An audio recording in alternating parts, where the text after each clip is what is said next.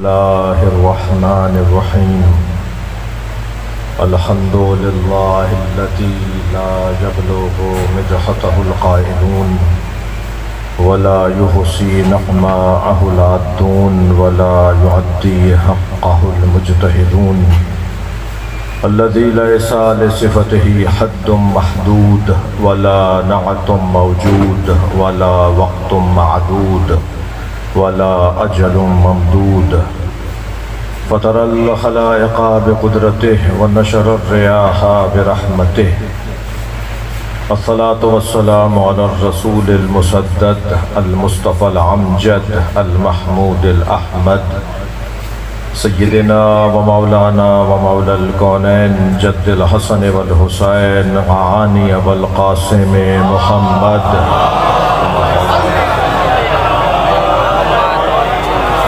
وآله الطيبين الطاهرين المعصومين الذين قال الله إنما يريد الله ليذهب عنكم الرجس أهل البيت ويطهركم تطهيرا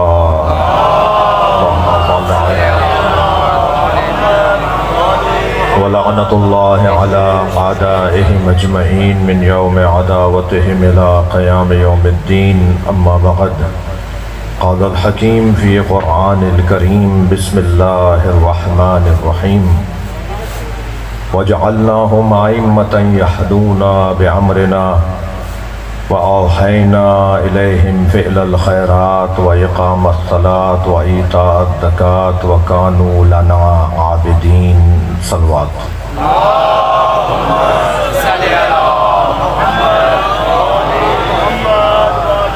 اس سے پہلے کہ میں آپ سے مرحومہ مغفورہ کے درجات کی بلندی کے لیے سورہ فاتحہ کی التماس کروں، تھوڑا سا آگے تشریف فرما ہو یا احباب دروازے پہ کھڑے ہیں، انہیں بیٹھنے میں آسانی ہو جائے گی، آپ تھوڑی سی رحمت فرمائیں، اگرچہ تنگی ہو جائے گی، کچھ آپ کو تکلیف ہوگی، مگر کچھ جمع ہو کر ذرا مل کر بیٹھ جائیں، ایک صلوات پڑھتے ہوئے کچھ آگے آ جائیں۔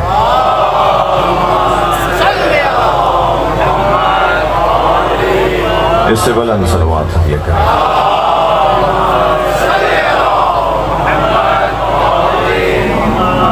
آپ اس سے بھی بلند پڑھ سکتے ہیں صلوات۔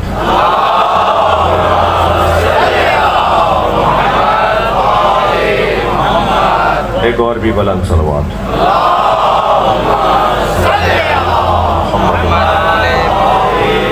صلوات پڑھنے کا بہت ثواب ہے، مل کر ہدیہ کریں گے۔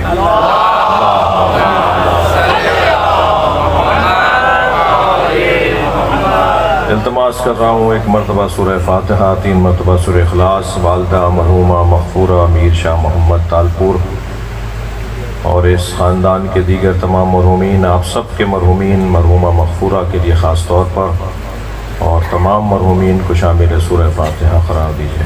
بسم اللہ الرحمن الرحیم، الحمد للہ رب العالمین الرحمن الرحیم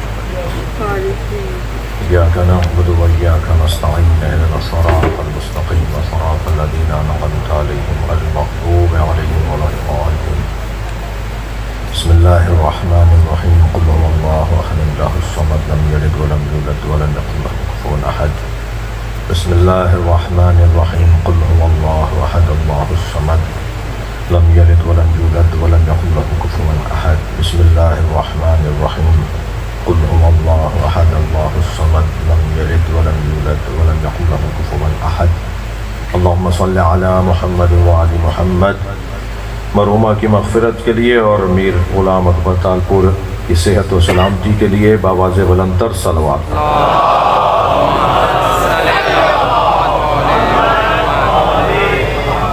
سورہ مبارکہ الانبیاء کی 73ویں آیت میں نے پڑھی ہے۔ آیت کا عنوان فلسفہ امامت ہے۔ آج کا دن اور یہ لمحات بھی ہمیں 8ویں امام کی یاد میں لے جاتے ہیں نا، تو میں یہ سوچ رہا تھا کہ کون سی آیت لی جائے اور کون سی آیت کے سائے میں اور برکت میں تھوڑی دیر گزارا جائے۔ تو آیت میں نے پڑھی ہے آپ کے سامنے، جس کا ترجمہ کروں گا اور پھر تھوڑی سی تفسیر، اور پھر اسی کو مجلس اعضا کہتے ہیں۔ مجلس اعضا کسی کو برا بولنے کے لیے نہیں کی جاتی ہے، جو اچھے ہیں انہیں اچھا ماننے کے لیے کی جاتی ہے، جنہیں اللہ نے عظمتوں سے نوازا ہے، جنہیں اللہ نے کمالات سے نوازا ہے، بلکہ جنہیں اللہ نے سجا کر بھیجا ہے۔ جی، جنہیں اللہ نے، ایک کو بند کر دو، آواز بڑھا دو تو اچھا ہو جائے گا، ایک صلوات اور نبی کی ذات پہ تلاوت۔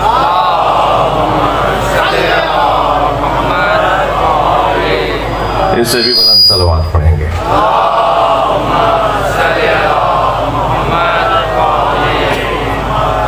جن کو سجا کر بھیجا ہے ان کے لیے اللہ نے کیا سجایا ہے، کیسے سجایا ہے، خود بتایا ہے، اور انہیں بھیجا ہے، اللہ نے بھیجا ہے۔ جسے بھیجا جاتا ہے وہ اور ہوتا ہے، اور جسے نکالا جاتا ہے وہ اور ہوتا ہے۔ خود بھیجے جانے میں اور نکالے جانے میں فرق ہے۔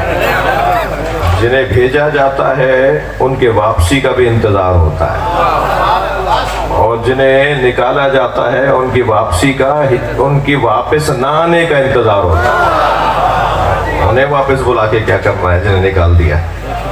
تو جنہیں بھیجا جاتا ہے، اب آپ سادہ سی مثال لے لیجئے کہ اگر بیگم صاحبہ آپ سے کہیں کہ ذرا ٹماٹر لے آئیے، جی، تو کیونکہ بھیجا ہے کسی کام پر، تو جب تک آپ واپس نہیں آئیں گے آپ کا انتظار بھی ہو رہا ہوگا، اور واپس نہ آنے پر پریشانی بھی ہوگی، اور وقت پہ آ جانے پر خوشی بھی ہوگی، اور سب سے زیادہ خوشی ہوگی ٹماٹر لانے پر۔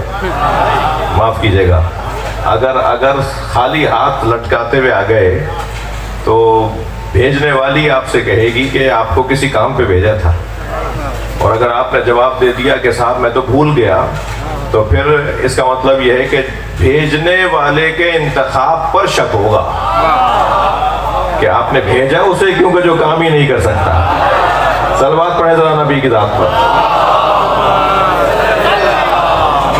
تو اس قابل ہی نہیں ہے کہ آپ وہ کسی کو بھیجیں اور وہ کام ہی نہ کر پائے، تو پھر بھیجنے کا تو کوئی مقصد ہی نہیں ہوا، فائدہ ہی نہیں ہوا بھیجنے کا۔ بھیجنے کا فائدہ جب یہ ہوگا کہ جب وہ واپس آئے تو کام کر کے آئے۔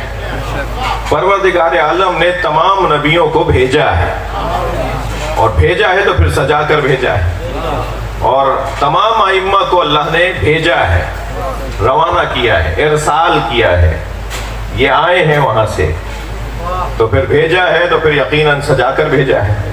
جی اچھا، کچھ لوگوں کی تو سجاوٹ کو اللہ نے خود بیان بھی کر دیا، یعنی کچھ ہستیوں کی سجاوٹ کو اللہ نے خود بیان کر دیا کہ میں نے انہیں کیسے بھیجا ہے، میں نے انہیں کیا دے کر بھیجا ہے۔ سب سے زیادہ جسے سجا کر بھیجا ہے نا، اسے محمد مصطفیٰ کہتے ہیں، سرکار کی ذات۔ سب سے زیادہ جسے سنوار کر بھیجا ہے نا، میں اگر اپنے احساسات اور آپ کی عقیدے کو بیان کروں تو سرکار دو جہاں کے بال بال کو سجایا ہے،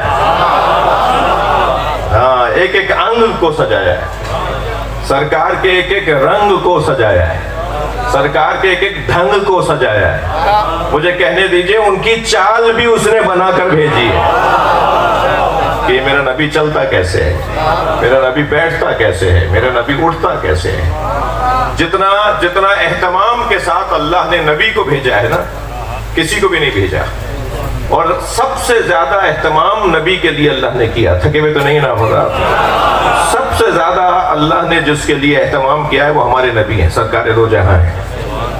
جی، میرا یہ جملہ کسی جگہ ادا ہو چکا ہے، کسی دوست کے لیے تکراری ہو تو معاف کریں۔ جسے اللہ نے سب سے پہلے بنایا تھا اسے سب سے پہلے نہیں بھیجا۔ بڑی عنایت آپ کی توجہات میرے ساتھ ہے۔ میری بات جہاں تک منتقل ہو ذرا گردن ضرور ہلائیے گا تاکہ مجھے اندازہ ہو میرا پیغام پہنچ رہا ہے۔ جسے سب سے پہلے بنایا تھا اسے سب سے پہلے نہیں بھیجا۔ یہ سب سے پہلے نہ بھیج کر اعلان کیا کہ انتظار کروانا میرا مقصد ہے۔ میں اپنی مخلوق کو انتظار کرواتا ہوں۔ یہ انتظار کا جذبہ اللہ نے ہماری فطرت میں رکھا ہے۔ ہم سب منتظر ہیں۔ جی، مجھے ان لوگوں سے بھی تھوڑا سا پیار ہے جو قیامت میں اللہ کو دیکھنے کے منتظر ہیں۔ ایک طبقہ ہے مسلمانوں میں جو کہتا ہے کہ اللہ قیامت میں نظر آئے گا۔ یہ جو مائک ہے جس پر یہ خطیب بیٹھا ہوا ہے اور یہ جو ممبر لگا ہوا ہے، یہ قائل نہیں ہے اللہ کے دیکھنے کے۔ یہ جو خطیب آپ کے سامنے بیٹھا ہے یہ قائل نہیں ہے اللہ کو دیکھنے کی. اللہ کو نہیں دیکھا جا سکتا. اور یہ میری بات کو کیوں مانیں گے آپ؟ کیوں مانیں میری بات آپ؟ بات تو آپ کو اللہ کی ماننی چاہیے نا. جب اللہ نے قرآن مجید میں ہرگز مجھے نہیں دیکھا جا سکتا کہہ دیا، لن ترانی، مجھے ہرگز نہیں دیکھا جا سکتا، تو جب اللہ نے کہہ دیا ہرگز نہیں دیکھا جا سکتا، تو وہ جو چاہوں گا بھائی جو بات میں اگر پوری نہ کروں تو میں قصوروار ہوں. جب قرآن میں اللہ نے حضرت موسیٰ علیہ السلام سے کہہ دیا، جب حضرت موسیٰ کیا کریں؟ عوامی دباؤ، عوامی جذبات، عوامی خواہشات، عوامی تمنائیں، عوامی آرزویں، اور عوام بھی تو اللہ کی بنائی ہوئی ہے، ان کا احساس بھی کرنا ہے، ان کا خیال بھی رکھنا ہے، ان کا احترام بھی کرنا ہے. اور یہ صرف میں اور آپ عوام کا احترام نہیں کرتے، بلکہ خود اللہ نے عوام کا احترام کیا ہے، اپنی ہی مخلوق کا خیال کیا ہے. سب سے زیادہ اللہ کو جو پیارا ہے وہ اللہ کی مخلوق میں انسان سب سے زیادہ پیارا ہے. لفظوں کو کہوں، دلارا ہے اللہ کا یہ انسان، یہ اللہ کا دلارا ہے یہ انسان. ساری مخلوق کو اس انسان پہ وہ قربان کرنے کو تیار ہے، مگر انسان سے کہتا ہے خلقت الخلق لاجلک، میں نے ساری مخلوق تیرے لیے بنائی ہے، مگر تجھے میں نے جانوروں کے لیے نہیں بنایا، تجھے میں نے زمینوں کے لیے نہیں بنایا، تجھے میں نے فلیٹوں کے اور اپارٹمنٹ کے لیے نہیں بنایا، تجھے میں نے کاروبار کے لیے اور تجھے میں نے مادی دنیا کے لیے نہیں بنایا، تجھے میں نے خلقت الخلق لاجلک. حدیث قدسی سنا رہا ہوں آپ کو. اے انسان، ساری مخلوق میں نے تیرے لیے بنائی ہے، وہ خلقتک لاجلی، مگر تجھے اپنے لیے بنایا ہے. یہ مخلوق اگر، یہ انسان اگر کسی قابل ہے، اگر اس کی کوئی قیمت ہے، تو وہ اس سے نیچے والی چیزیں اس کی قیمت نہیں ہو سکتی. انسان سے جو نیچے کی مخلوق ہے وہ اس کی قیمت کیسے ہوگی؟ یہ زمین اس سے نیچے کی مخلوق ہے، کرسی اس سے نیچے کی مخلوق ہے، گاڑی اس سے نیچے کی مخلوق ہے، جانور اس سے نیچے کی مخلوقات ہیں. حتیٰ انسان بھی انسان پہ قربان نہیں ہوگا. ہاں ممکن ہے کبھی انسان پہ قربان ہوتا نظر آئے اور اس کی قربانی درست ہو، وہ بھی صرف اس قاعدے پر ہوگی کہ وہ انسان ہوگا جسے محمد اور علی کہتے ہیں. وہ انسان پھر ویسا انسان ہوگا، پھر وہ انسان ہوگا جیسے حسین کہتے ہیں. ایسے انسانوں پہ قربان ہونا بھی گویا اللہ ہی پر ہی قربان ہونا ہے. جی انسان اکمل پہ قربان ہونا گویا اللہ پر قربان ہونا ہے. لہذا انسان اپنے سے نیچے والی مخلوق پر قربان نہیں ہوگا. یہ اس کی ہلاکت کہلائے گی، شہادت نہیں کہلائے گی. انسان اگر پودوں پر، انسان اگر حیوانوں پر قربان ہو جائے، میرا سنی شیعہ میرا عزیز مجمع، اگر انسان جانوروں پہ قربان ہو جائے تو یہ اپنے آپ کو ہلاک کر رہا ہے، اپنے آپ کو ذلیل کر رہا ہے، اپنے آپ کو ضائع کر رہا ہے. یہ اگر اپنے آپ کو قیمتی بنانا چاہتا ہے، اگر اس کو اپنی قیمت لگوانی ہے، تو یہ اپنے سے بلند تر مخلوق پر قربان ہو، تب بنے گی بات. اور اس سے تو اونچی کوئی مخلوق ہی نہیں ہے. انسان سے اونچا تو کوئی وجود ہی نہیں ہے. انسان سے اونچا اگر کوئی وجود ہے تو اسے اللہ کہتے ہیں. اس انسان کی کیا یہ اچھی قسمت نہیں ہے کہ اللہ نے جس پیکر میں محمد کو ڈھالا ہے اسے انسان کہتے ہیں. جس ڈھانچے میں مولا علی کو بنایا ہے وہ ڈھانچہ انسان کا ڈھانچہ ہے، ورنہ وہ کیا ہم جیسے انسان ہیں؟ جی ہمارا تو سایہ بنتا ہے، نبی کا تو سایہ نہیں تھا. ہم تو لعاب دہن اگر اپنے منہ سے نکالیں تو اپنے ہی لعاب دہن سے ہمیں کراہت آتی ہے، اور نبی کے لعاب دہن سے تو مریضوں کو شفا ملتی ہے. ہمارے پسینے سے تو بدبو آتی ہے، اور سرکار دو جہاں کے پسینے سے اللہ نبی بناتا ہے. کیونکہ ہم جیسے انسان ہیں. اس انسان کی عقل پر بھی مجھے تعجب ہے جو کہتا ہے کہ ہم جیسے ہیں. مجھ سے تو اگر کوئی کہتا ہے نا کہ یہ ہم جیسے ہیں، یہ حضرت ہم جیسے ہیں، سرکار ہم جیسے ہیں، مولا علی ہم جیسے ہیں، تو میں کہتا ہوں اپنا چہرہ ذرا آئینے میں جا کے دیکھو. تم اس قابل بھی ہو کہ ان جیسے کہلاؤ؟ کہاں ہم ان جیسے ہیں؟ اتنا بڑا مجمع یہاں بیٹھا ہے. میرے صاحب آج جگہ تنگ پڑ رہی ہے آپ کی مجلس میں، احباب کو بیٹھنے کی جگہ نہیں مل رہی، تو اتنا بڑا مجمع جو آیا ہوا ہے، کوئی بھی تو کسی جیسا نہیں ہے بھائی، کوئی کسی جیسا نہیں ہے. یہ جتنے ایک جیسے ہیں نا، یہ ایک جیسے نہیں ہیں.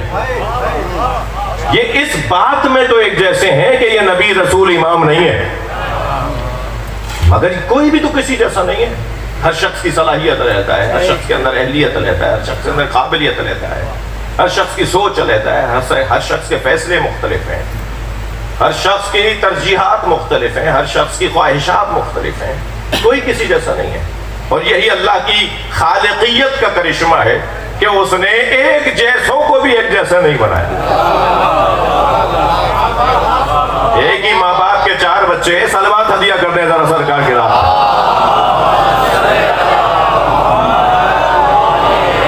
ایک ہی ماں باپ کے 4 بچے، یہ چاروں ایک جیسے نہیں ہیں. اگر آپ کو اور تسلی چاہیے تو میں ایک جملہ کہہ دیتا ہوں. ایک ہی ماں باپ کے 4 بچے، چاروں ایک جیسے نہیں ہیں. ایک جیسے ہوتے تو حضرت ابو طالب کے چوتھے اور چھوٹے بیٹے کو علی نہ بولتے. کیا مولا علی حضرت ابو طالب کے اور بچوں کی طرح ہیں؟ کیا حضرت عقیل کی طرح ہیں؟ کیا حضرت طالب کی طرح ہیں؟ جی. کیا حضرت جعفر طیار کی طرح ہیں؟ علی علی ہیں بھائی، علی علی ہیں. پوری کائنات میں اگر اللہ نے انسانوں کو ایک جیسا بنایا ہے، توجہ چاہوں گا، پوری کائنات میں اللہ نے اگر انسانوں کو کسی انسان کو کسی جیسا بنایا ہے نا، تو اسے کہتے ہیں محمد اور علی. یہ 2 ہستیاں ہیں جنہیں ایک جیسا بنایا ہے. اور کیونکہ بضعۃ الرسول سیدہ فاطمہ ہے، اس لیے بی فاطمہ کو مولا علی جیسا بنایا. سنی شیعہ نے یہ حدیث لکھی ہے، لولا علی لما کان لفاطمہ کف علی وجہ الارض آدم فمن دونہ. ایک ماں کی مجلس ہے تو ایک جملہ اس ماں کی مغفرت کے لیے بی کی عظمت کا حدیث سناتا جا رہا ہوں. سرکار فرماتے ہیں کہ اگر علی نہ ہوتے تو فاطمہ کا کوئی شوہر نہ ہوتا. حضرت مریم جیسا کوئی مرد نہیں تھا، بی کی شادی نہیں ہوئی. بھائی گردن ہلا دو. حضرت مریم جیسا کوئی مرد نہیں تھا تو بی کی شادی نہیں ہوئی. حضرت فاطمہ بی معصومہ قم جیسا کوئی مرد نہیں تھا، بی معصومہ کی شادی نہیں ہوئی. ہاں، مرد ان جیسا تھا تو وہ بھائی تھا. امام رضا علیہ السلام ان جیسا ایک مرد تھا ان کے زمانے میں، مگر وہ امام رضا ان کے بھائی تھے. تو کیونکہ ان جیسا کوئی مرد ہی نہیں تھا تو ان کی بھی شادی نہیں ہوئی. اور اگر مولا علی نہ ہوتے تو جناب زہرا کی بھی شادی نہ ہوتی. یہ سرکار فرما رہے ہیں. جی، بڑے بڑے رشتے آئے تو ہر موقع پہ نبی یہ کہہ کے لوٹا دیتے تھے کہ فاطمہ کی شادی امر پروردگار ہے.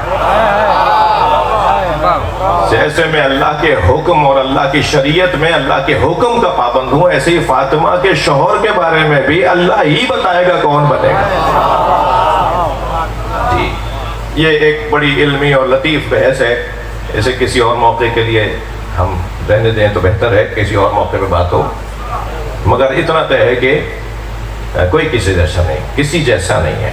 اللہ نے کسی کو کسی جیسا نہیں بنایا. چند ہستیاں ہیں جنہیں جن جیسا بنایا اللہ نے، وہ ایک جیسے ہیں. تو پھر جب کوئی کسی جیسا نہیں ہے تو پھر انسان کس پہ قربان ہوگا؟ انسان سے بالا تر تو مخلوق اگر کوئی ہے تو وہ اللہ ہے. یعنی مخلوق نہیں ہے اللہ، معاذ اللہ، اللہ مخلوق نہیں ہے، اللہ خالق ہے. نہیں، انسان سے بڑا اگر کوئی ہے، انسان مخلوق سے اگر کوئی وجود بڑا ہے تو وہ اللہ ہے. تو انسان قربان ہوگا اللہ کے اوپر. خلقت الخلق لأجلک، اے انسان، یہ ساری مخلوق میں نے تیرے لیے بنائی ہے. وخلقتک لأجلی، اور تجھے میں نے اپنے لیے بنایا. تو بس اگر ہمیں قربان بھی ہونا ہے کسی پر تو اللہ کی مشیت پر قربان ہونا ہے. ویسے بھی اگر عزیزو یہ سوچ ہو جائے نا میری، میں اپنے اوپر رکھ کے بات کروں گا، اگر یہ میری سوچ ہو جائے کہ ہمیں اللہ پر قربان ہونا ہے، اللہ پر فدا ہونا ہے، اللہ ہماری قیمت ہے، ہماری قیمت اللہ ہے. تو پھر آپ یقین جانیے کہ اب ہماری زندگیاں قیمتی بھی ہو جائیں، ہماری زندگیاں باہدف اور بامقصد بھی ہو جائیں۔ اب یہ اور بات ہے کہ اللہ پہ قربان ہونے کا منظر اگر کسی نے پیش کیا ہے تو وہ ان 14 نے پیش کیا۔ تو ایک لمحہ ان کی زندگیوں کا اللہ کی مرضی کے بغیر نہیں گزرا، اور اللہ پہ قربان ہونے کا ان کے ہاں جذبہ اتنا حسین ہے کہ جب سرکار نے فرمایا نا کہ یا علی میرے بستر پہ سو جاؤ، تو مولا علی نے فرمایا میرے سونے سے آپ کی جان بچ جائے گی؟ حضرت نے فرمایا ہاں تمہارے سونے سے میری جان بچ جائے گی۔ تو مولا علی نے پہلے تو سجدہ شکر کیا، اور اس سے پہلے شریعت میں سجدہ شکر نہیں تھا۔ ہاں یہ ہستیاں وہ ہیں جو عمل کریں تو اللہ شریعت بنا دیتا ہے۔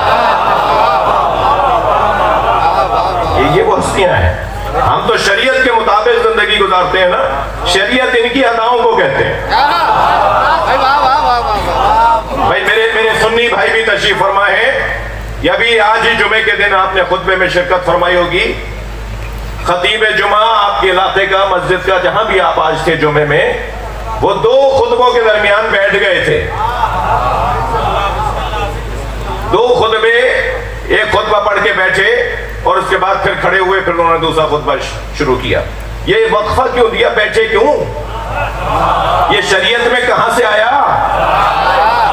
یہ حکم شرعی کہاں سے آیا؟ اس لیے کہ حسین مسجد میں آئے تھے، سرکار دو جہاں خطبہ دے رہے تھے، امام حسین کا پیر ان کے کرتے میں الجھا، امام حسین زمین پر گرے، نبی نے خطبہ چھوڑ دیا، آگے بڑھ کر حسین کو گود میں لیا، ممبر پر آ کر بیٹھے، حسین کے فضائل پڑھے، پھر خطبہ شروع کیا۔ یہ جو وقفہ قیامت تک رہے گا وہ حسین کی برکت سے رہے گا۔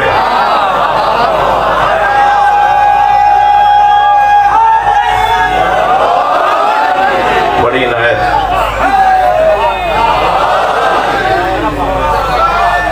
جی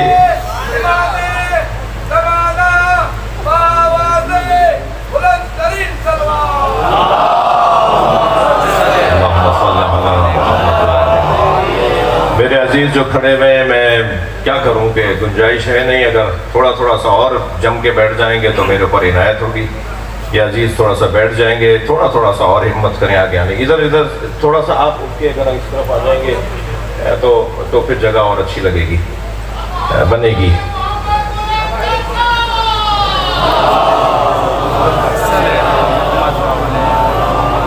بلند صلوات علی، بلند بلند کہہ رہا ہوں، صلوات پڑھ۔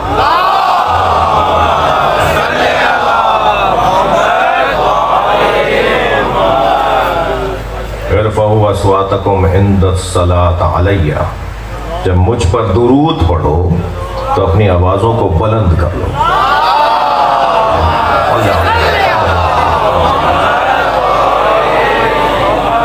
فإنها تذهب النفاق، اس لیے کہ بلند صلوات پڑھنے سے منافقت بھاگ جاتی ہے۔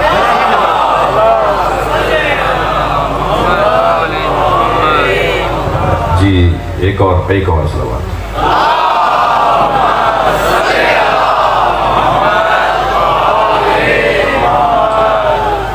جسٹس صاحب میں کیا کروں کہ اگر ساغر صاحب کو اس رستے سے کسی طرح سے بعض دوستوں کو لا سکتے ہیں، آگے جگہ باقی ہے، تھوڑی سی جگہ ہے، بات آگے بڑھے۔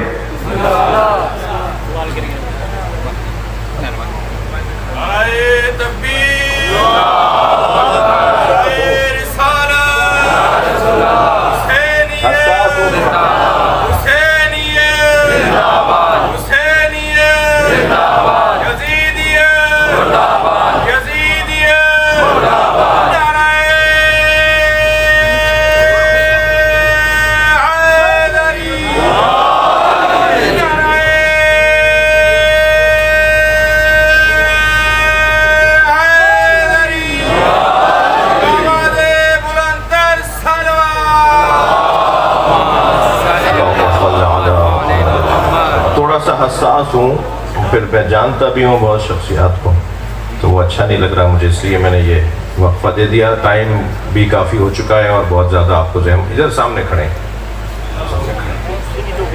جی، مگر انہیں مل نہیں رہے وہ. بات آگے بڑھے. کیسا بچوں بولے مچے ہوئے ہو.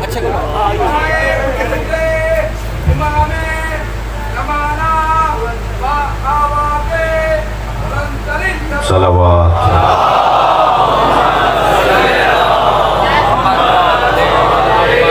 بات آگے بڑھے. بات ہی کر رہا تھا کہ اللہ نے جنہیں سجا کر بھیجا ہے، جنہیں سنوار کر بھیجا ہے. اچھا، حیدرآباد کی تو خوبی یہ ہے کہ 2 گھنٹہ پڑھنے کے بعد بھی پتہ نہیں چلتا کہ 2 گھنٹے گزر گئے. ایسا کوئی ارادہ نہیں ہے، ایسا کوئی ارادہ نہیں ہے، مگر ارادوں کے ٹوٹنے سے ہی اللہ کو پہچانا جاتا ہے. جی، ایسا کوئی ارادہ نہیں ہے مگر ارادہ ٹوٹ بھی سکتا ہے. تو جنہیں اللہ نے سجا کر بھیجا ہے، انہیں سب سے زیادہ جسے سجا کر سنوار کر اہتمام کے ساتھ بھیجا ہے وہ ہمارے نبی ہیں. تو ہمارے آخری نبی ہیں، وہ خاتم الانبیاء نبی ہیں، وہ ختم الرسل نبی ہیں، کہ جن کے بعد کوئی نبی آنے والا نہیں ہے. جی، جن کے بعد کوئی نبی، اتنا کمال کا نبی. توجہ چاہوں گا، میں حساسیتوں کو محسوس رکھتے ہوئے جملہ کہوں گا. اتنا کمال کا نبی کہ جسے اللہ نے سارے نبیوں کے لیے سردار بنایا ہو. اب جو اس کی جگہ پر آ کے بیٹھے گا وہ علی تو ہوگا، وہ بھی تو کمال کا ہو نا، وہ بھی ولیوں میں اتنا ہی بڑا ہونا. تب تو بات ہوگی نا.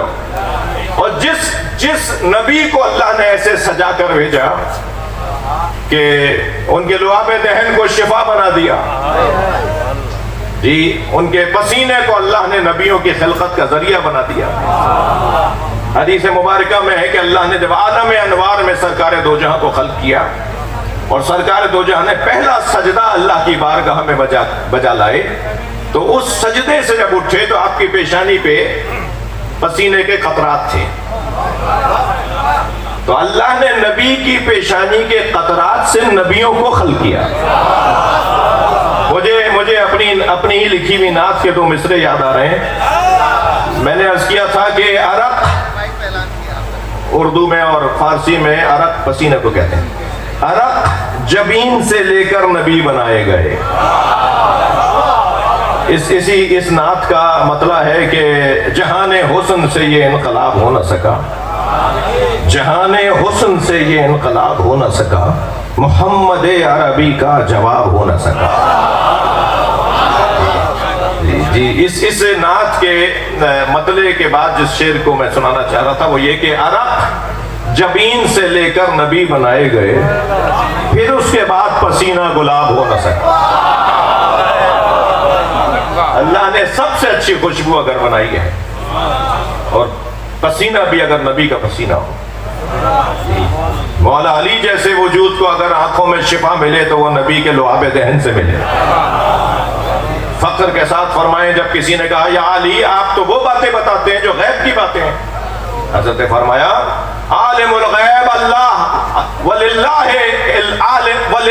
علم الغیب، اللہ ہی کے لیے علم غیب ہے، ہم تو صاحب غیب سے استفادہ کرتے ہیں. جب کسی نے کہا نا کہ آپ علم غیب کی باتیں بتاتے، فرمایا ہم تو صاحب غیب سے استفادہ کرتے ہیں. تو پھر کسی نے کہا مولا آپ کا جو بیان ہوتا ہے، آپ کا جو خطاب ہوتا ہے، تو کیا آپ کا علم نبی کے علم سے زیادہ ہے؟ مولا علی کو جب کبھی غصہ آیا نا، مولا علی نے جب کبھی غصہ کیا ہے تو وہ 2 باتوں پر کیا ہے. یا اللہ کے خلاف سنا ہوا جملہ علی کو غضبناک کر دیتا ہے، یا نبی کے خلاف بولا جانے والا جملہ. یہاں نبی کے خلاف تو نہیں بولا گیا تھا، مگر مولا علی کو نبی سے افضل شمار کرنے والے نے کہنے لگا آپ کا علم نبی سے زیادہ ہے. تو حضرت کو اس پہ غصہ آیا، حضرت کو برا لگا، برہمی ہوئی حضرت کو. بے ساختہ فرمایا ھذا لعاب النبی، میرا علم لعاب مصطفیٰ ہے، میرے پاس جو کچھ علم ہے وہ لعاب مصطفیٰ ہے. تو انہیں سجا کر بھیجا، سرکار دو جہاں کو، مولا علی کو سجا کر بھیجا. خود نبی نے فرمایا یا علی زینک اللہ بالزہد فی الدنیا وحب المساکین، یا علی اللہ نے تمہیں دو چیزوں سے سجا کے بھیجا ہے، تم زاہد دنیا ہو، ساری دنیا تمہارے قدموں میں ہوتی ہے مگر تمہیں دنیا کی کوئی خواہش نہیں ہوتی، سب کچھ تمہارے پاس ہو تمہیں اس سے رغبت نہیں ہوتی۔ زینک اللہ بالزہد فی الدنیا، دنیا کا تمہیں زاہد بنا کر بھیجا ہے، وحب المساکین، اور دوسری زینت تمہاری یہ ہے کہ تم مسکینوں سے پیار کرتے ہو، فقیروں سے پیار کرتے ہو۔ جس کا کالر ادھڑا ہوا ہوتا ہے علی کا دل کرتا ہے کہ اس کا دل بڑا کرے، اس سے بڑھ کر ہاتھ ملاتے ہیں۔ جس کی چپل ٹوٹی ہوئی ہو مولا علی اس سے بات کرنے کو اچھا سمجھتے ہیں۔ جسے لوگ دھتکار رہے ہوں علی اسے گلے لگا رہا ہوتا ہے، جسے لوگ نظر انداز کر رہے ہوں مولا علی کو وہ اچھا لگ رہا ہوتا ہے، اس سے پیار کرتے ہیں۔ بیت المال میں شہد آیا، حضرت نے وہ بیت المال کا شہد تقسیم کرنے کے لیے ایک گاؤں کا انتخاب کیا، ایک نواحی علاقے کا انتخاب کیا، اور فرمایا کہ اس علاقے میں جا کر کہ جو منو ٹنو شہد آیا یہ ان فقیروں میں بانٹا جائے، ان غریب آبادی میں بانٹا جائے۔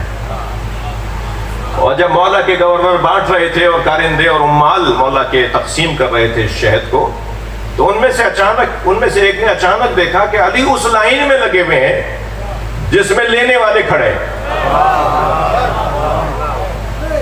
تو قریب جا کے کہتا ہے مولا، حضرت نے فرمایا میں ان کے ساتھ اس لیے کھڑا ہوں تاکہ انہیں لیتے ہوئے شرم نہ آئے کہ وہاں دینے والے ہیں، علی ہمارے ساتھ۔ بھائی دوبارہ نعرہ لگائیے گا۔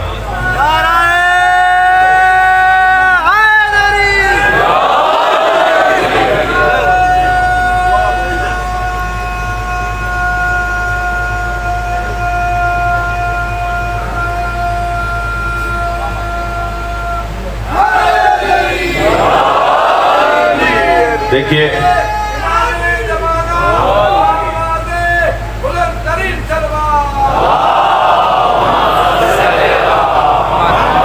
میر شاہ محمد تالپور صاحب کے توسط سے ان کے شخصیات بھی آئی ہوئی ہیں، مہمانان گرامی آئے ہوئے ہیں، افسران آئے ہوئے ہیں، اللہ نے جنہیں نوازا ہے وہ لوگ آئے ہوئے ہیں۔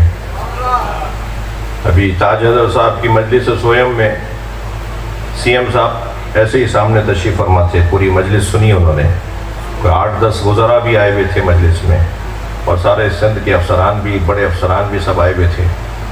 وہاں میں نے ایک جملہ کہا تھا، کہہ دوں یا؟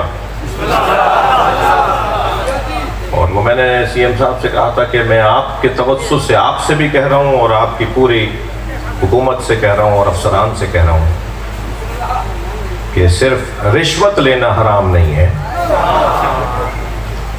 بلکہ صبح 8 بجے کا آفس ہے اور 5 بجے تک آفس رہنا ہے، موصوف 12 بجے آتے ہیں اور 3 بجے چلے جاتے ہیں اور تنخواہ پوری لیتے ہیں۔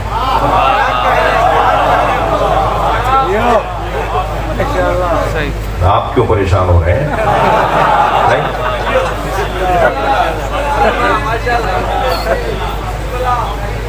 وہ جو کند کوٹ سے کشمور سے بیچارہ 4 بسیں بدل کے کراچی سیکٹریٹ پہنچا ہے اپنا کوئی مسئلہ لے کر، پتہ ہے وہ کتنی مصیبتوں سے کراچی پہنچا ہے، کتنی مصیبتوں سے حیدرآباد اپنے ہیڈ آفس آیا ہے، جی پتہ نہیں کس کس سے قرضہ لے کر آیا ہوگا کہ میں کام ہو جائے گا تو بھائی 2 مہینے بعد تمہارے پیسے قسطوں میں لوٹا دوں گا۔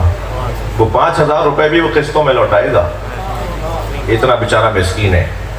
میں مضمون سے ہٹ کر بات نہیں کر رہا، علی مولا کو مسکینوں سے پیار ہے، تو مجلس میں یہ بات نہیں ہوگی تو کہاں ہوگی؟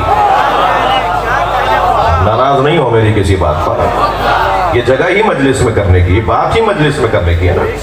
وہ بیچارہ جو 5000 روپے قرضہ لے کر آیا وہ بھی 3 مہینے میں لوٹائے گا، 1,500 روپے 1,000 روپے کر کے۔ وہ 4 بسیں بدل کر آیا اور نہ جانے کہاں اس نے کھانا بھی کھایا نہیں کھایا، وہ کس مصیبت سے پہنچا ہے اس افسر کی ٹیبل تک، اور وہ صاحب کہہ رہے ہیں کل آ جاؤ۔ تمہیں پتا ہے یہ کل کہاں ٹھہرے گا؟ کل تک اسے کل تک کتنی مصیبتوں کا سامنا کرنا پڑے گا۔ مسکینوں کا خیال ہو، غریبوں کا خیال. وہاں میں نے کہہ دیا تھا، لوگوں نے اسے سنا میری کڑوی بات کو، اور اگر میں اس حلیے میں اگر حق اور سچ کی بات نہیں کروں تو مجھے یہ حلیہ بدل دینا چاہیے. مجھے پھر یہ حلیہ ہی بدل دینا چاہیے. مجھے اگر آپ نے مائک دے دیا اور ممبر دے دیا ہے تو میرے اوپر تو پھر ذمہ داریاں ہیں نا. اور جو اس طرح کی باتوں سے خفا ہو جاتے ہیں وہ قسم کھا لیں کہ آئندہ ہمیں نہیں پڑھوائیں گے، جو ایسا سوچتے ہیں. لیکن عزیزوں، مسکینوں سے پیار. جملہ ہدیہ کروں گا آپ کو، اور آپ کی سماعتیں میرے ساتھ ہیں. مالک اشتر رضوان اللہ تعالی علیہ، حضرت مالک اشتر نخعی، مولا علی کی لشکر کے، مولا علی کی سپاہ کے، مولا علی کی آرمی کے چیف آف آرمی سٹاف، مولا علی کی آرمی کے چیف. وہ خاندانی پیسے والے اور زمیندار صحابی رسول تھے. بات سنی شیعہ میں اختلاف ہے کہ وہ، کیونکہ صحابی ہونے کے لیے بالغ ہونا ضروری ہے، یہ ہمارے سنی بھائیوں کا قاعدہ ہے. تو وہ سرکار دو جہاں کی زندگی میں بالغ نہیں ہوئے تھے، اس لیے انہیں صحابی نہیں مانتے، مگر انہیں صحابیوں کے بعد جو سب سے بڑا درجہ ہے اس میں مانتے ہیں. یہ ایک جو بحث ہے صحابیت کی، اس کے اندر جا کے بات آئے گی. لیکن میں جس دید سے حضرت کو دیکھتا ہوں، میرا یہ محترم مجمع جو علی بن ابی طالب کا پیارا ہو، اور اتنا پیارا ہو کہ فرمائے کانا اشتر لی کما کنت لرسول اللہ، اشتر میرے لیے ایسے تھا جیسے میں رسول اللہ کے لیے. اتنا بڑا انسان. حضرت مالک اشتر کے جنازے پہ نماز جنازہ مولانا نے خود پڑھایا مالک اشتر کا. جب انہیں مصر کا گورنر بنا کے بھیجا تو رستے میں انہیں شہد کے شربت میں زہر دے دیا گیا، اور وہ ایک رستے کے اندر، ایک گاؤں کے اندر ہی شہید ہو گئے. پھر ان کا جنازہ پھر دوبارہ کوفہ آیا، اور پھر حضرت نے ان کی نماز جنازہ پڑھائی، اور نماز جنازہ کے بعد خطاب فرمایا، اور پورے اس وقت کے مسلمانوں سے خطاب کرتے ہوئے مالک اشتر کے بارے میں یہ جملہ فرمایا تھا. وہ مالک اشتر جو اتنی بڑی حیثیت اور شخصیت کا مالک ہو، ان کا ایک جملہ ہدیہ کر رہا ہوں. مولا علی کا مسکینوں سے پیار. اس جملے کو ذہن میں رکھتے ہوئے سنیے گا. مالک اشتر فرماتے ہیں کہ علی کا مسکینوں سے پیار دیکھ دیکھ کر میرا دل کرتا ہے کاش میں بھی مسکین ہوتا. جو پیار علی کا مسکینوں سے ہے، تو میں تو مسکین ہوتا تو اتنا پیار ملتا. جی ویسے کبھی کسی اور موقع پہ اس شخصیت کے بارے میں بات ہو. اشتر اسے کہتے ہیں کہ جس کی پیشانی پہ زخم لگا ہوا ہو اور وہ تلوار کی کاٹ کا نشان گہرا، اتنا گہرا ہو گیا ہو کہ وہ جاتا نہ ہو، یعنی دور سے وہ کاٹ کا نشان نظر آتا ہو، اس کو کہتے ہیں اشتر. تو ایک جنگ میں ان کو زخم لگا تھا جس کی وجہ سے ان کا لقب اشتر پڑا تھا. کون ہے جی اشتر آ رہا ہے؟ وہ جو جنگ میں زخمی ہوا تھا. جی پشت پر زخم کھانے والے اور ہیں، اور سینے پہ اور چہرے پہ زخم کھانے والے اور ہیں. یہ وہ لوگ ہیں جو چہرے پہ زخم کھاتے ہیں، سینے پہ زخم کھاتے ہیں. پاکستان کی حفاظت کے لیے، پاکستان کی پاک فوج کی تقویت کے لیے بلند تر صلوات.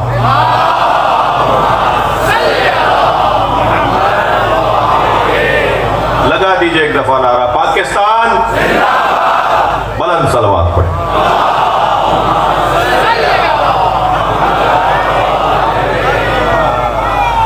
سجا کر بھیجا ہے. تسلی دیجئے آپ میری باتوں سے تھک نہیں رہے. اللہ نے جنہیں سجا کر بھیجا ہے.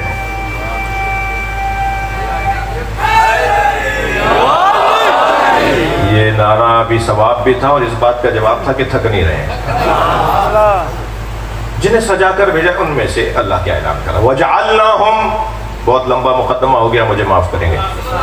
وَجَعَلْنَاهُمْ أَئِمَّةً يَهْدُونَ بِأَمْرِنَا، اور ہم نے انہیں امام بنایا ہے. سورہ الانبیاء 73ویں آیت. اور ہم نے انہیں امام بنایا ہے. اللہ جنہیں بناتا ہے نا، انہیں بندوں کے ماننے کا محتاج نہیں بناتا کہ بندے مانیں گے تو وہ مانے جائیں گے. بندے مانے تو وہ اپنی بندگی کا اظہار کریں گے، اور بندے نہ مانے تو اپنی بدبختی کا اظہار کریں گے۔ اللہ نے جنہیں بنا دیا انہی کو تو ماننا ہے۔ اللہ قرآن میں نام نہیں لیتا بھائی، قرآن فارمولوں کی کتاب ہے۔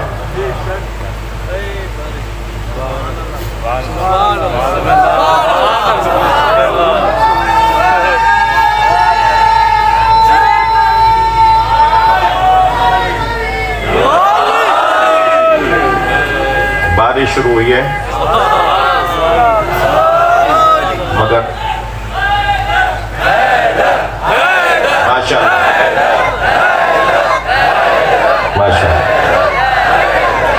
جی میں سمجھ گیا کہ آپ بارش میں بھی بیٹھے رہیں گے۔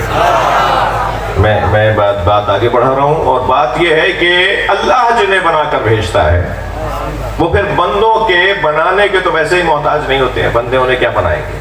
جنہیں اللہ نے بنا دیا انہیں کیا، ان کو کون اتار سکتا ہے؟ اور بندے انہیں نہیں مانے تو ان کی صحت پہ کیا اثر پڑے گا؟ وہ پھٹے بوریے پہ بھی بیٹھے ہوں گے تو وہ اللہ کے بنائے ہوئے ہیں جی۔ وہ کسی تخت پہ نہ بھی بیٹھے ہوں، وہ جہاں بیٹھیں گے وہیں بادشاہی ہوگی۔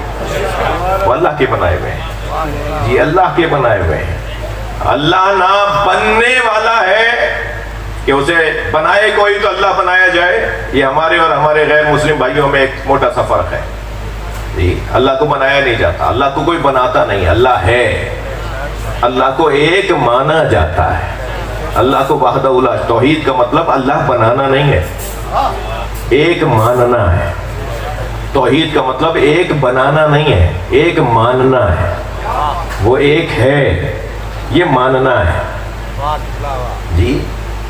اللہ ہے پر قرآن میں آیتیں نہیں ہیں، اللہ ایک ہے پر آیتیں ہیں۔ اللہ ہے تو فطری مسئلہ ہے۔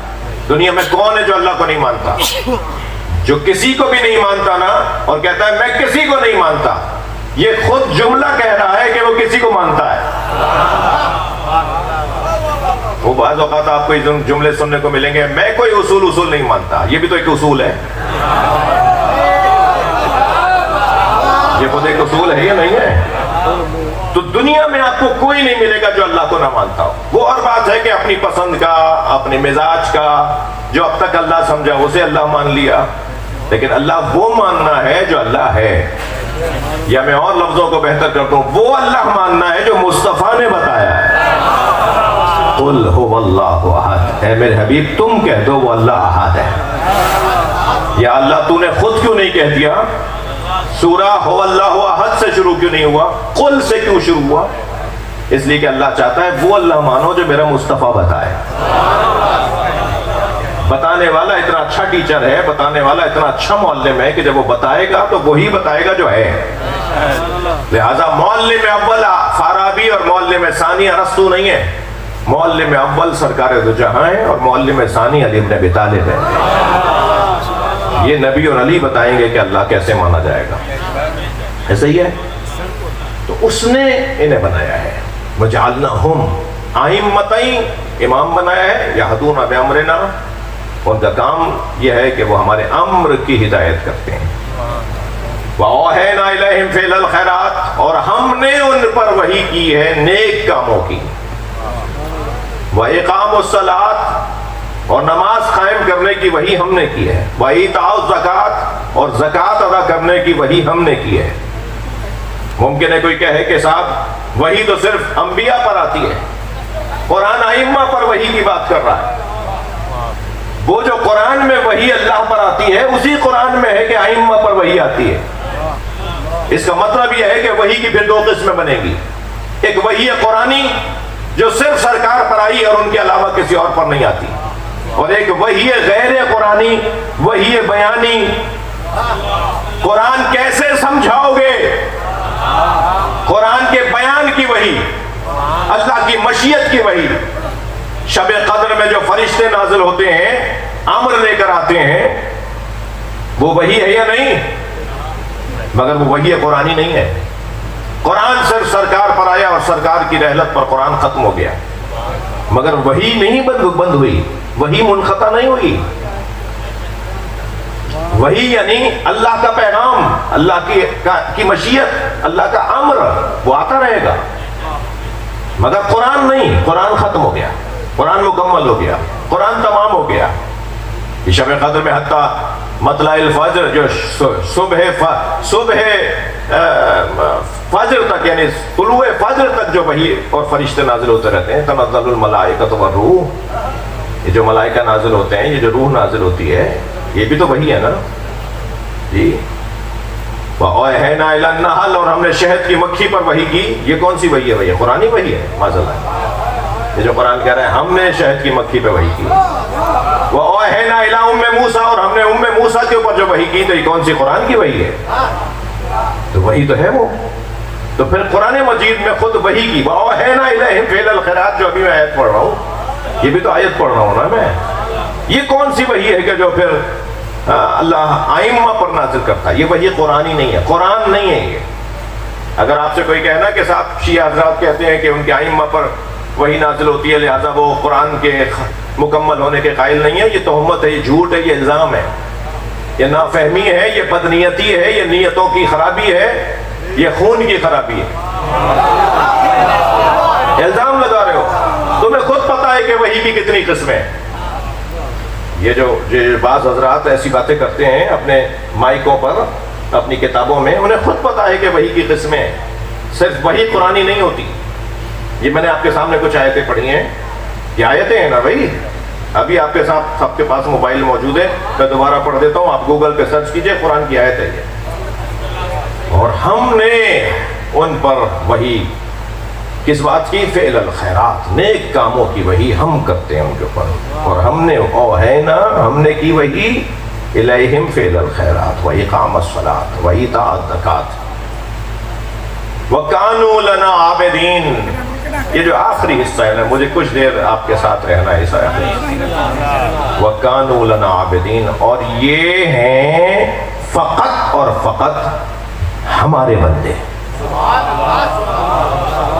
ان کی بندگی کا اللہ نے اعلان کیا، یہ فقط ہمارے بندے، یہ فقط اللہ کے بندے، یہ کسی اور کی عبادت نہیں کرتے۔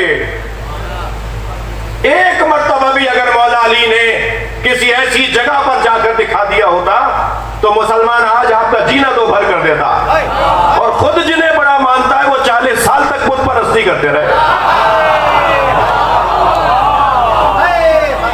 اس گھرانے نے، ان 14 نے کبھی کسی بت کے آگے اپنے سر کو نہیں جھکایا۔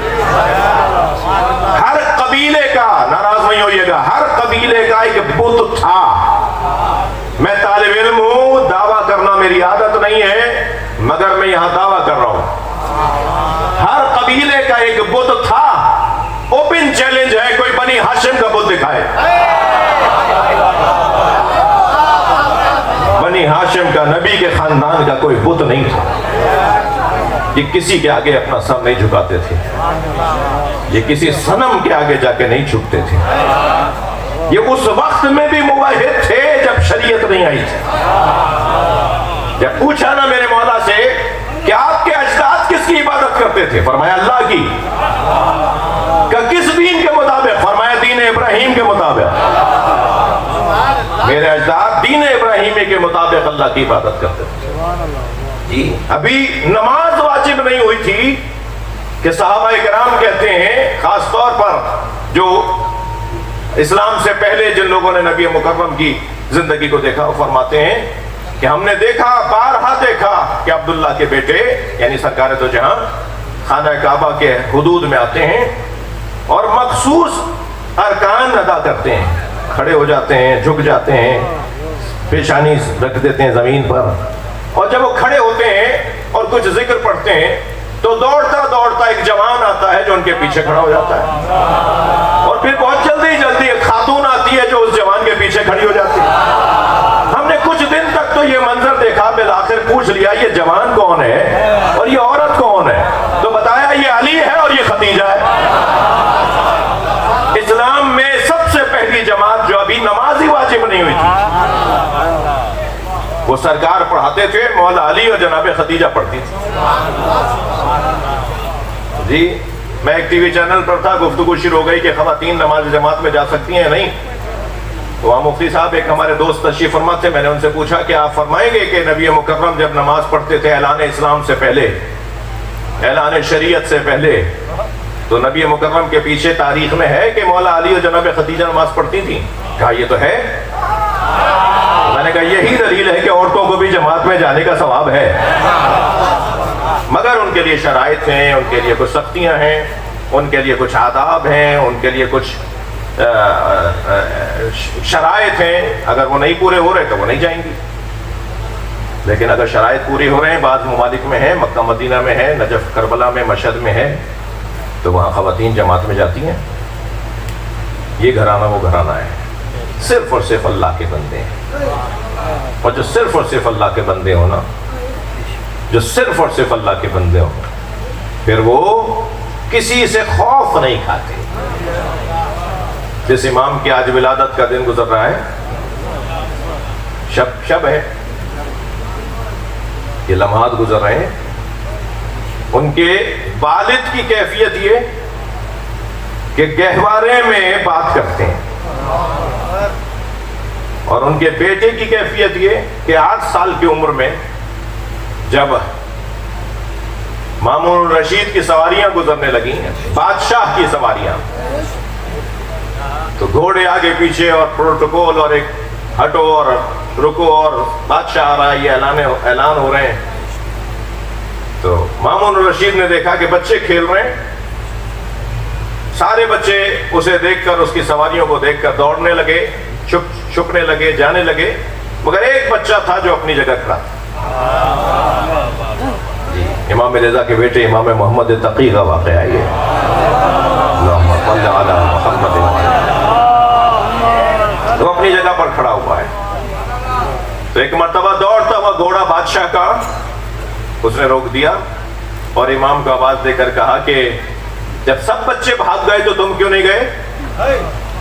تو امام نے فرمایا نہ راستہ تنگ تھا جو میں جاتا تو تمہیں راستہ ملتا، نہ میں نے تمہارا کچھ بگاڑا ہے جو مجھے ڈر لگے۔ ایک مرتبہ ہاتھ پیر اس کے کانپنے لگے کہ یہ بچہ اتنی فصیح گفتگو کر رہا ہے۔ ایک چاپلوس کی آواز آئی کہ آگے چلتے ہیں حضور، رہنے دیجئے، شاید وہ جانتا تھا کہ کون ہے یہ۔ اب یہ چلے گئے، جب واپس آئے تو پھر ایسے ہی بچے کھیل رہے تھے، دور سے نظر آئے اور سواریاں آتے دیکھے تو بچے بھاگ گئے اور حضرت کھڑے رہے۔ پھر وہ قریب آ کے اپنے گھوڑے کو روکتا ہے، وہ روکے گا تو پھر سارے لوگ رکیں گے۔ آواز دے کر کہا کہ سارے بچے بھاگے تو تم کیوں نہیں بھاگے؟ کہا یہ سوال آپ نے پہلے بھی کیا تھا، میں جواب دے چکا ہوں۔ یہ سوال آپ نے پہلے بھی کیا تھا، میں جواب دے چکا ہوں۔ تو کہنے لگا اچھا بتاؤ میری مٹھی میں کیا ہے؟ اپنی مٹھی ایسے آگے بڑھائی، مٹھی آگے بڑھا کے کہتا ہے مجھے بتاؤ اس مٹھی میں کیا ہے؟ حضرت نے فرمایا کہ میرے اجداد نے بتایا ہے کہ بادشاہوں کو شکار کا شوق ہوتا ہے، اور جب یہ شکار پر جاتے ہیں تو اپنا باز فضا میں چھوڑتے ہیں جو سمندر سے مچھلی پکڑ کر لاتا ہے، اور یہ مٹھی میں دبا کے اولیاء الہی کا امتحان لیتے ہیں۔ صلوات پڑھنے ذرا محمد و آلہ محمد۔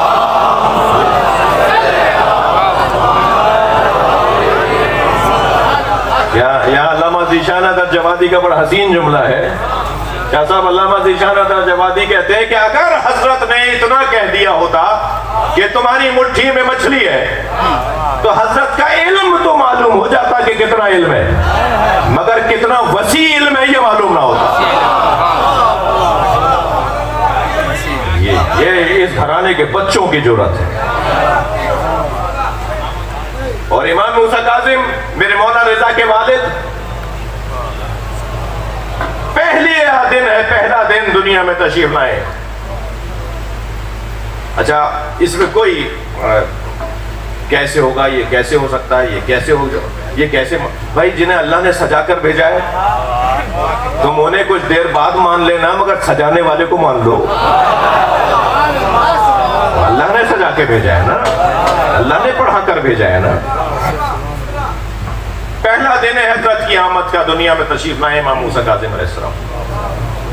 شہیق بلخی کہتے ہیں، توجہ چاہوں گا کہ میں امام صادق کی خدمت میں آپ کو سلام کرنے کے لیے گیا تو مجھے غلام نے حضرت سے پوچھ کر اجازت دی اور کہا حضرت نے تمہیں اندر آنے کی اجازت دی، اندر آ جاؤ۔ تو میں جب اندر گیا تو میں نے کیا دیکھا کہ ایک گہوارہ، ایک جھولا جھول رہا ہے اور حضرت اس جھولے کے قریب کھڑے ہوئے کچھ بات کر رہے ہیں۔ تو شیخ بلخی کہتے ہیں کہ میں آگے بڑھنا چاہتا تھا تو غلام نے مجھے اشارہ کیا کہ حضرت خود تم سے بات کریں گے، ابھی بات کر رہے ہیں۔ تو میں کچھ پشت پر کچھ فاصلے پہ کھڑا ہو گیا۔ تو جیسے ہی حضرت وہاں سے مڑے اور میری طرف دیکھا تو میں نے سلام کیا۔ جب میں نے سلام کیا تو مجھے فرمایا کہ آگے بڑھو، اپنے امام کو سلام کرو۔ تو کہتے ہیں میں جھولے کے قریب آیا تو کیا دیکھا، ایک دن نونہال بچہ، نوخیز بچہ، جی نو مولود بچہ وہ گہوارے میں لیٹا ہوا ہے۔ تو میں نے سلام کیا۔ میں نے جو سلام کیا تو انہوں نے فصیح عربی میں مجھے جواب دیا، اور جواب یہ مجھے دیا، ایک صلوات پڑھیں ذرا محمد و آل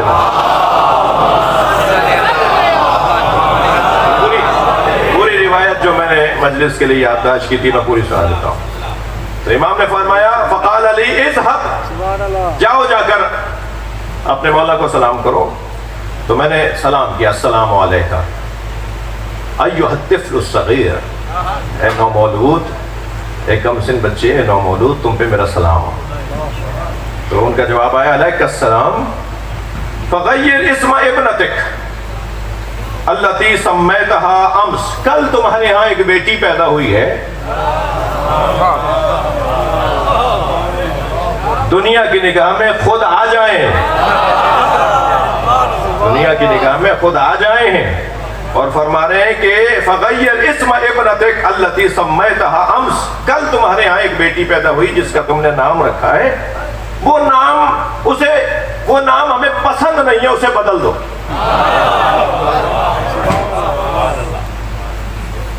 جی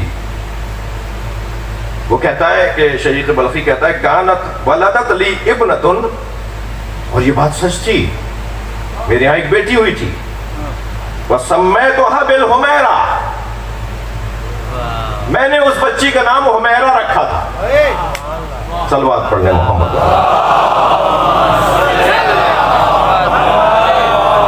بلند صلوات پڑھنے مولا کی طرف۔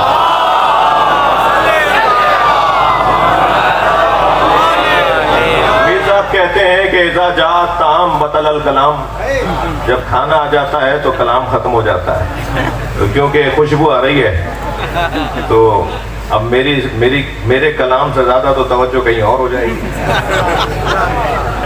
تو ویسے بھی تو وہ اس لیے بنتا نہیں۔ بلندر صلوات اللہم صل علی۔ بس میں دو باتیں کر کے، بلکہ ایک بات کر کے آپ سے رخصت لوں گا۔ مصائب تو میر صاحب نہیں پڑھوں گا آج میں، اس لیے کہ ولادت کی رات ہے۔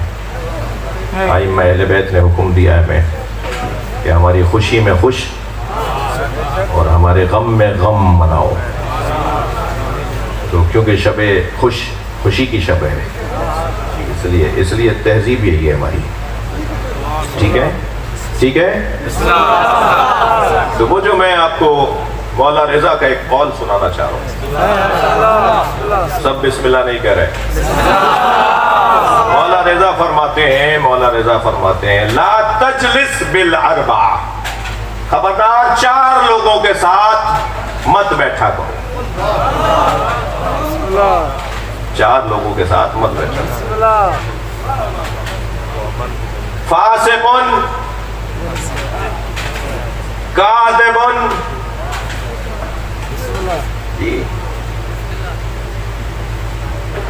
بخیل، چوتھا من ہتکا حرمت الرحم، جو اپنے رشتہ داروں کی بے حرمتی کرتا ہو۔ 4 لوگوں کے ساتھ مت بیٹھو۔ سب سے پہلا فاسق، ناراض نہیں ہوں گے، فاسق اسے کہتے ہیں جو چوک پر روڈ پر چلتے پھرتے علنی سب کے سامنے گناہ کرتا، جھوٹ بولنا، غیبت کرنا، تہمت لگانا۔ جی وہ کہتے تھے نا میز کے نیچے سے رشوت لی جاتی ہے، اب میز کے اوپر سے رشوت لی جاتی ہے۔ فاسق جو علنی گناہ کرتا ہو، علنی گناہ کرنے والا۔ ممکن ہے کوئی 1%، مجھے تو 1% بھی نہیں لگتا کہ اس مجلس میں ایسا کوئی ہوگا جو خود بھی اور خود اپنے بچوں کو حرام کھلاتا ہوگا۔ مجھے تو یقین نہیں ہے کہ 1% بھی کوئی یہاں ایسا ہوگا۔ لیکن میں یہ جو کیوں اس بات کی طرف، جو خود کھاتا ہے اور اپنے بچوں کو حرام کھلاتا ہے نا، اس کی زندگی سے برکت اٹھ جاتی ہے، اس کی نسلوں میں برکت اٹھ جاتی ہے، وہ اپنی نسلوں کو خرابی کی طرف لے جاتا ہے۔ کہ خدا کے واسطے، وہ آیت اللہ دستغیب نے لکھا ہے کہ 2 دوستوں نے آپس میں طے کیا کہ ہم میں سے جو پہلے مر جائے گا وہ زندہ دوست کے خواب میں آ کر بتائے گا کہ مرنے کے بعد کیا ہوا۔ تو بہرحال کسی ایک کو مرنا تھا اور وہ ایک دنیا سے چلا گیا۔ 1 سال تک وہ مردہ دوست زندہ دوست کے خواب میں نہیں آیا، 1 سال کے بعد آیا۔ تو پہلے تو اس نے پوچھا کہ اتنے عرصے بعد میرے خواب میں کیوں آئے ہو؟ کہا میں اجازت ہی نہیں تھی کہ میں تمہارے خواب میں آتا۔ کہا اب کیسے اجازت ہو گئی؟ کہا کہ میں نے ایک قرض لیا تھا جو میرے بچوں نے اب جا کے ادا کیا ہے، اس ایک گناہ کی وجہ سے مجھے اجازت ہی نہیں تھی کہ میں کسی خواب میں بھی جا سکوں، میں کسی سے بات بھی کر سکوں۔ اب ہمارے یہاں تو چیلوں تک تو رونے دھونے میں ہی ٹائم لگ جاتا ہے، قرصہ داری میں فاتحہ خوانی میں ہی ٹائم لگ جاتا ہے، پھر چیلوں کے بعد یاد آتا ہے کہ اماں کا یا فلاں دادا کا انتقال ہوا ہے، ان کے کچھ میراث بھی ہے، ان کے کچھ لین دین بھی تھے، پھر اس میں بھی بچے آ کے کہتے ہیں انہیں خود کرنا چاہیے تھا نا، یہ تو اب ہمارا ہے۔ اور پھر بچے پوتے نواسے اور مثال کے طور پر بیٹے اور بیٹیاں کہتی ہیں صاحب یہ میرے پہ اب آپ کو یاد آ رہا ہے، ابا کو کہتے ہیں نا، اور بیٹے کھا رہے ہیں اور ابا وہاں پر معاف کیجیے گا مشکلات میں مبتلا ہے۔ خدا کے واسطے میں آپ سے اور اپنے آپ سے کہہ رہا ہوں کہ اپنا کام اپنے بچوں پہ چھوڑ کے نہ جائیں، اپنا کام اپنے بچوں پہ نہیں چھوڑ دیا کہ جو ہمارے بچے ہیں نا یہ پھر اپنے مطلب کو دیکھیں گے، اپنے مفاد کو دیکھیں گے، ہمیں وہاں کیا تکلیف ہو رہی ہوگی ان کو کوئی فکر نہیں ہوگی۔ اور جو بچے فکر کر رہے ہوتے ہیں وہ لائق فائق بچے ہوتے ہیں۔ اللہ ایسے بچوں میں، ایسی اولادوں میں اضافہ فرمائے۔ میرے بچوں نے 1 سال کے بعد میرا قرضہ اتارا ہے، اب مجھے اجازت ملی ہے۔ باتیں ہوتی رہیں کہ جب میں مرا تو کیسے میرا دم نکلا، پھر قبر میں کیا ہوا، پھر کیا ہوا، پھر کیا ہوا، مگر ہر کچھ دیر کے بعد یہ چیخ مارتا تھا۔ آیت اللہ دستغیب کہتے ہیں ہر کچھ دیر کے بعد یہ چیخ مارتا تھا اور پھر دوبارہ گفتگو شروع کر دیتا تھا۔ اس نے کہا بھی تم چیختے کیوں ہو، یہ کیا ہو رہا ہے تمہیں؟ تو اس نے اپنا پیر ہٹا کے دکھایا تو نیچے ایک سانپ تھا جو ہر کچھ دیر کے بعد ڈستا تھا اور ڈنک مارتا تھا۔ کہا یہ کیا ماجرا ہے، یہ سانپ کا کیا مطلب ہے؟ کہنے لگا میں ایک جگہ سے گزر رہا تھا کہ برابر سے ایک شخص لکڑیوں کا گٹھڑ لے کر سر پہ لکڑیاں لادے ہوئے جنگل سے کاٹ کے لا رہا تھا، وہ لے کر گزر رہا تھا تو میرے دانت میں ایک بوٹی کا ذرہ پھنسا ہوا تھا، تو اسے نکالنے کے لیے میں بے چین تھا، تو میں نے اسے ہاتھ بڑھا کر اس میں سے ایک تنکا توڑا اور تنکا، اور اس سے میں نے اپنے دانت کو صاف کیا۔ یہ وہ تنکا ہے جو آج سانپ بنا ہوا ہے۔ امام فرما رہے ہیں فاسق کے ساتھ مت بیٹھو،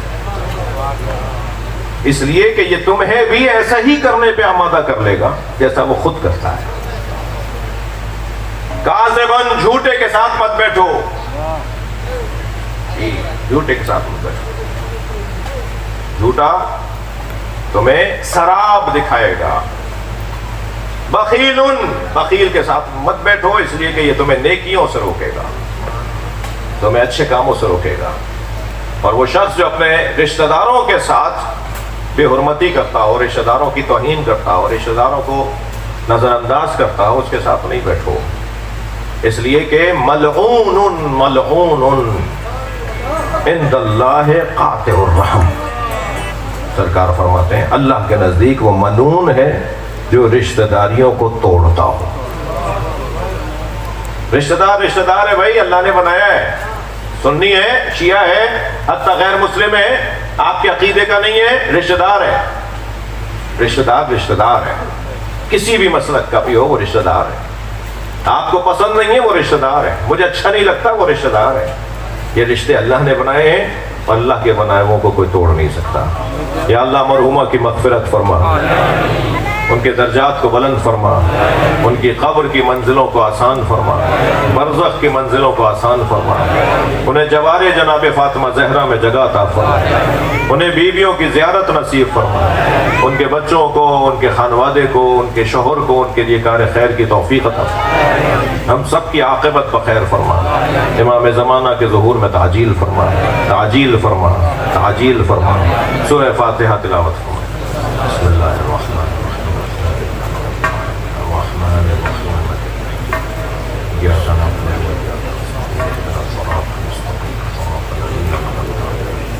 غير المغضوب عليهم، بسم الله الرحمن الرحيم، قل هو الله لم يلد ولم يولد ولم يكن له كفوا أحد، بسم الله الرحمن الرحيم، قل هو الله لم يلد ولم يولد ولم يكن له كفوا أحد۔ اللهم صل على محمد وعلى محمد، مغفرت کے لیے بلند تر صلوات۔